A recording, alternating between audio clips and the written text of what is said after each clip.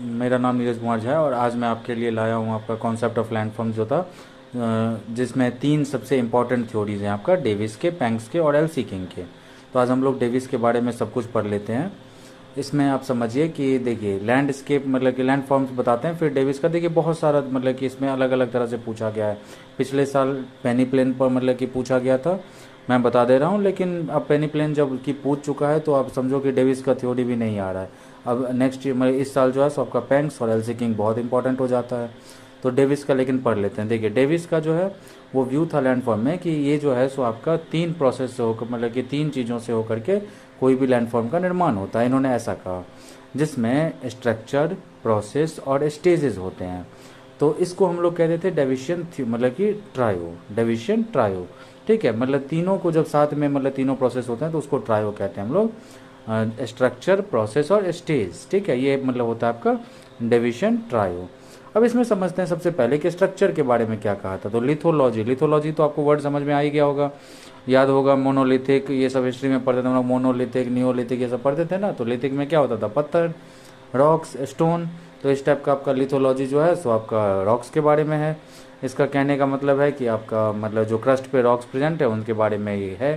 तो मतलब पहला स्ट्रक्चर में हो जाएगा lithology, aspect of geological structure include the types of rocks. Crust तो रॉक से ही बना हुआ है ना, तो इसीलिए उसके टाइप्स के बारे में। अब जैसे देखिए एग्जाम्पल के लिए इग्नियस रॉक्स है आपका, तो ग्रेनाइट रॉक्स हो गया, when subject to exfoliation give dome shaped type of landform. तो ये आपका एक स्ट्रक्चर का एग्जाम्पल हो गया आपका, समझ गए मतलब कि कैसे स्ट्रक्चर काम करता है, मतलब कि इसमें डेविस के थ्योरी में।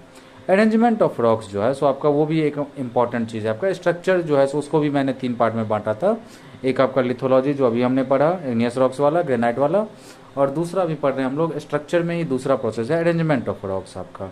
ये होता है डिस्पोजिशन, मतलब रॉक बिट्स जो होता है ना वो एक जगह से दूसरे जगह वाला मतलब कि जाते रहता है, खास करके जो सेडिमेंट्री रॉक्स होता है आपका। और ये फॉर्मेशन प्रोसेस में ये भी आपका इंपॉर्टेंट होता है, ऐसा भी डेविस ने कहा था।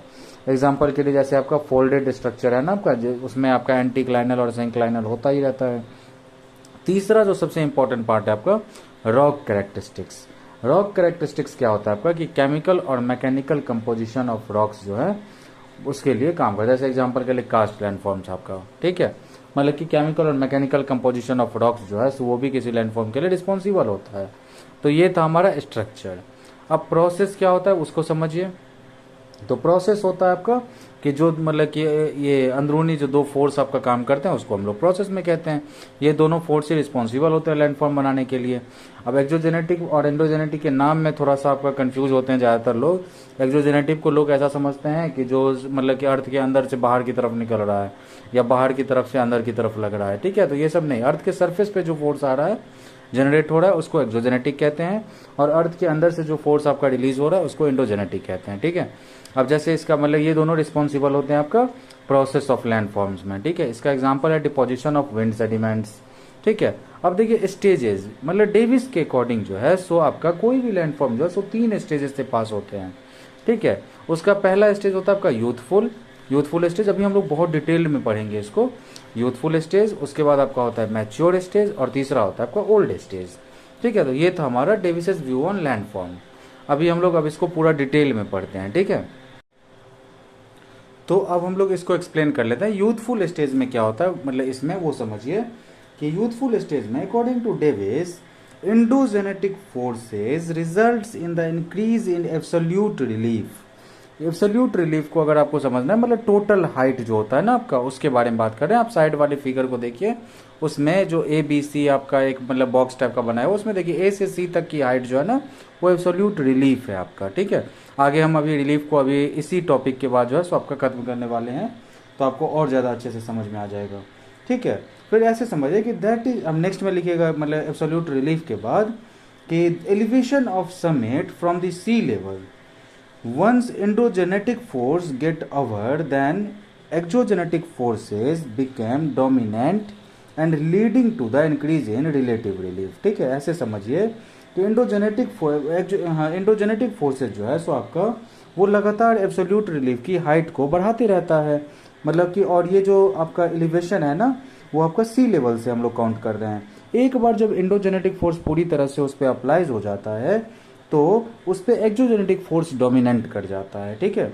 और उसके बाद जो है सो लगातार वो रिलेटिव रिलीफ की जो हाइट है ना, जो ए बी हमने उसमें डाल दिया है, देखिए ऊपर से मतलब कि बेस से जो है सो हम लोग जब हाइट काउंट करते हैं तो उसको रिलेटिव कहते हैं हम लोग, रिलेटिव रिलीफ तक का। अब समझिए यूथफुल स्टेज में in this stage river has higher energy, आपको पता है ये मैंने बताया था कि मतलब वेलोसिटी अगर बहुत ज़्यादा मतलब कि होगी वहाँ पे यूथफुल स्टेज में, ऑरिजिनेट ही हो रहा है, तो बहुत ही पावरफुल होगा, हाई काइनेटिक एनर्जी आपका कैरी करेगा। तो ये ना वर्टिकल इरोजन जो है सो आपका करता है और वी शेप वैली जो है सो आपका बनाता है।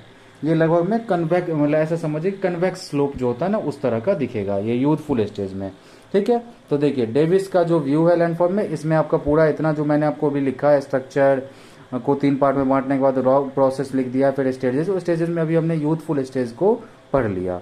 अब डालिएगा मतलब कि मैच्योर स्टेज और उसके बाद डैश डाल के फिर लिखना शुरू करिएगा कि जैसे जैसे टाइम पास होता है, as the time passes with the continuous erosion, ठीक है। उसके बाद एब्सोल्यूट रिलीफ जो है सो वो आपका थोड़ा सा घट जाता है, एब्सोल्यूट रिलीफ जो है ड्यू टू इरोजन जो है सो आपका थोड़ा सा घट जाता है, और वो सेम टू सेम जा करके मतलब कि समझिए almost equal to the valley deepening, मतलब जाहिर सा बात है जितना इरोजन होगा उतना ही वैली डीपनिंग होगा ना। और वहाँ पे रिलेटिव रिलीफ जो है वो कांस्टेंट होता है आपका, वो क्योंकि मतलब उसमें जो है सो आपका मैच्योर स्टेज में थोड़ा सा आगे बढ़ जाता है आपका वहाँ से जो सेडिमेंट्स लोड्स है आपका।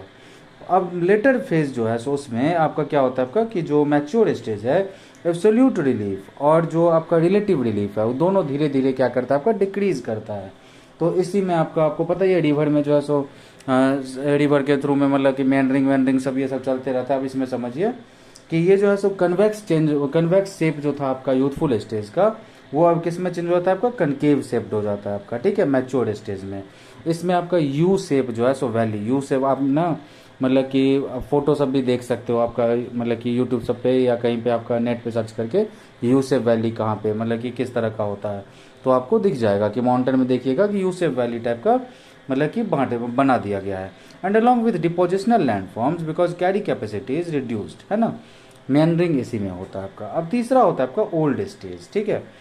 ओल्ड स्टेज जो है सो इसमें क्या होता है आपका कि ये भी रिवर के ओल्ड स्टेज से ही आपका मतलब कि कैरेक्टराइज्ड है। ये आपका मतलब कि सिर्फ डिपोजिशन करेगा, बहुत ही मतलब कि ज़्यादा डिपोजिशन करेगा, ठीक है। और इसमें जो है सो इसी में आपका पेनी प्लेन बनता है। आपका पेनी प्लेन हम लोग अभी आपका जस्ट आपका इसके बाद ख़त्म करने वाले हैं, इसके बाद रिलीफ खत्म करेंगे, उसके बाद पेनी प्लेन ही करेंगे। इस स्टेज में मतलब कि एब्सोल्यूट रिलीफ जो है ना लगभग में इक्वल हो जाता है रिलेटिव रिलीफ, ठीक है, रिलेटिव रिलीफ का, ठीक है। अब ऐसे समझिए कि इसमें जैसे डेविस ओवर मतलब कि इसमें आप क्रिटिसिज्म को देख लीजिए, मतलब ये समझ गए आप, deviation view of land form पूछे तो आप ऐसे बना देना, पूरा लिख देना आपके ये स्टेज सब कितने वर्ड्स में पूछता है उस पर, ठीक है। और इसके बाद क्रिटिसिज्म भी बहुत इंपॉर्टेंट है आपका, क्रिटिसिज्म भी देख लीजिए। आप बोलना है कि देखिए आपको पता है कि डेविस जो है सो बहुत ही ज़्यादा जो है ना फोकस किया किस पे, स्टेजेस पे, मतलब कि यूथफुल मैच्योर और ये जो ओल्ड स्टेज था ना उसमें क्या क्या फॉर्म होता है इस बात पे उसने ज़्यादा फोकस किया लैंड फॉर्म के फॉर्मेशन के लिए, ठीक है। दूसरा जो है सो ये आपका अमेरिकन मतलब कि आपका था, तो इसका जो रिसर्च था ना वो ज़्यादातर आपका अमेरिका और यूरोप से पे बेस्ड था आपका। बाकी जगह पे जो है सो इनके थ्योरीज जो है सो आपका क्वेश्चनेबल थे, मतलब कि क्वेश्चन किया गया इनको। फिर उसके बाद जो है सो इनके हिसाब से जो है सो इसमें आपको पता है अभी पढ़े हम लोग ऊपर की एंडोजेनेटिक ही ज़्यादा काम किया है इनके हिसाब से, ठीक है। तो मतलब ये इनका जो मतलब कि लैंड फॉर्म का थ्योरी है वो ज़्यादातर मोनोजेनेटिक कहा गया आपका। और इनका मॉडल जो है ना वो ज़्यादातर एम्पिरिकल ऑब्जर्वेशन पे बेस्ड था आपका। इन्होंने बहुत सारे जो मतलब क्रस्ट के जो ओरिजिन के थ्योरीज हैं उनको इग्नोर करके ये थ्योरी दिया था, ठीक है। तो ये था आपका मतलब कि डेविस व्यू जो है सो आपका लैंड फॉर्म पे, इसको हम लोग स्लोप डेवलपमेंट थ्योरी भी कहते हैं, याद रखिएगा। अभी हम लोग आगे जो है सो रिलीफ के बारे में पढ़ना है हमें, ठीक है। तो आप चलिए हेडिंग डालिए रिलीफ, ठीक है। रिलीफ में आप देखो मतलब कि एक्चुअली में इसको रिलीफ भी इंपॉर्टेंट है क्योंकि 100 वर्ड्स में यूपीएससी कभी भी आपके साथ कुछ भी पूछ सकती है, ठीक, खेल सकती है वो। तो रिलीफ भी डाल ही दो, आप क्यों छोड़ना है, क्योंकि वो तो टर्म से ही खेलती हैं। तो रिलीफ लिखिए आपका, इसमें कुछ ऐसा लिखने लायक था नहीं तो मैं मतलब ऐसे ही बता दे रहा हूँ आपको। रिलीफ क्या होता है वो समझिए कि relief refers to the highest and lowest elevation point in an area, ठीक है। मतलब ऐसे समझिए कि relief refers to the highest and lowest elevation point in an area, मतलब जैसे रिलीफ ऐसे समझे कि सी लेवल है, तो सी लेवल से सबसे ऊंचा जो आपका होगा वो माउंटेन हो जाएगा, ठीक है। और जो मतलब कि कोई बिल्डिंग से अगर हम लोग कर रहे हैं तो वो बिल्डिंग, सी लेवल, ये सब सारे क्या हो जाएंगे, आपका लोएस्ट में आ जाएगा। समिट होता है माउंटेन का जो हाईएस्ट पीक होता है ना, उसको हम लोग समिट कहते हैं। समिट मीन्स ऊंचाई। अब इसको जो मतलब रिलीफ के जो है सो आपका मतलब कि अलग अलग तरह से समझने के लिए ये जो हमने अभी बनाया हुआ है आपका, तो साइकिल ऑफ इरोजन में एब्सोल्यूट हाइट, रिलेटिव हाइट, ये सब मैंने आपको इसीलिए लिख दिया था, ठीक है। तो आप समझो इसको। अब इसके बाद देखिए कि अगर आपको डिफिनीशन पूछा जाए तो आप क्या करोगे, वो देखिए आपका